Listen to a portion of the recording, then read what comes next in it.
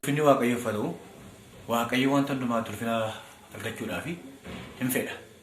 Akkasuma anaan akka ittiin homaanii hangiingeedha.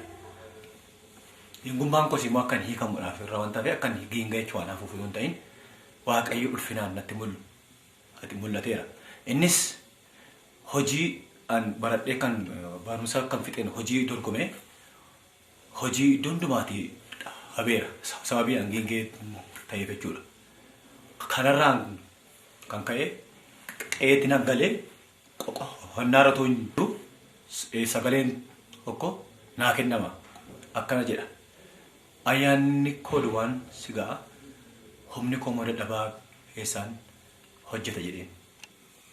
Kanarraan kan ka'e sagaleen kun natti dhufe qonnaa tun qonnaa jiru bokkaan tokko hin roobe. Bokkaan roobee baay'ee otoo hammachaa jiru hogii itti facaase hiikuudhaa fi rakkoodha facaaseera qotuufis immoo roobaa jira. Kanarraan kan ka'een giddiidhaan fixee yommuu sanatti qormaata kana gidduutti baay'ee waan giingummaa kooti kun rakkina kooti kun natti dhaga'ame. Natti dhaga'ame garuu akkan dhaqee qonnaa kana fixee qotiyyoo kana hiikeeni sagaleen kun naa kennama.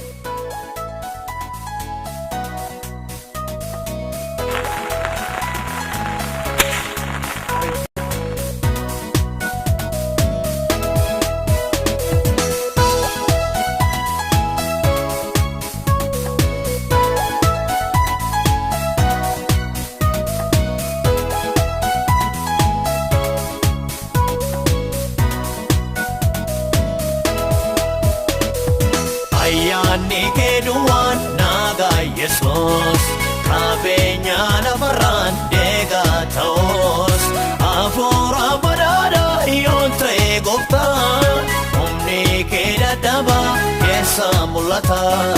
Humni kee dadhabaa keessa mul'ata. Ayyaanni kee duwwaan naga Yesuus qabeenya lafarraan deegaa ta'us hafuura badhaadhaa yoo ta'e gooftaa humni kee dadhabaa keessa mul'ata.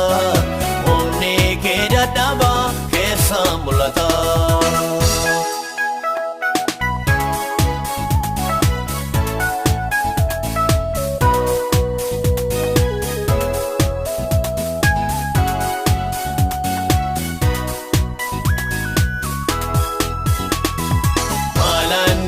Yesus qabeenya baay'ee tokko baatu boqottee otoo fayyee naannoo bultoo kooti kan naga'oo garaa baakana keessa hammam ba'oo garaa baakana keessa hammam ba'oo.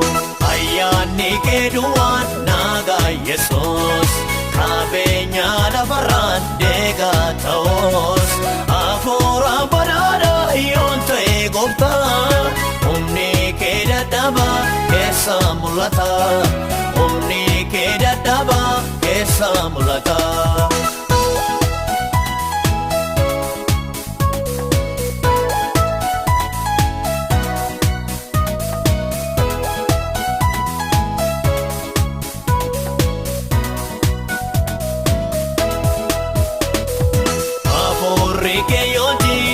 Tena keessa garaa dhugaa beekuu tola geessa otoon isa qabuu dubbii keemamoo kiyyoo diina kootiin lamu qabamoo kiyyoo diina kootiin lamu qabamoo.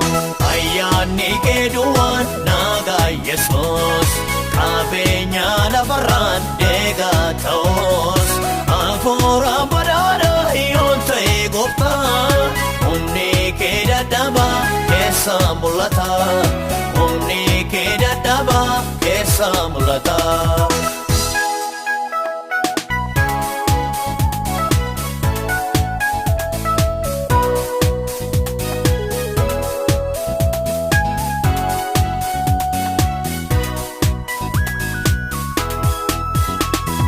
Hubannaa ogummaan argachuun hawwaa akkan taane bakka sooresse jabawaa yeroo kana booddee waan jiruun beekoo qulqulluun ergaan kee sonnaan eegoo qulqulluun ergaan kee sonnaan eegoo ayyaanni kee duwwaan nagaa Yesuus qabeenya lafarraan deegaa ta'oos hafuura badhaadhaa yoo ta'e gooftaa humni kee dadhabaa keessa mul'ata humni kee dadhabaa keessa mul'ata.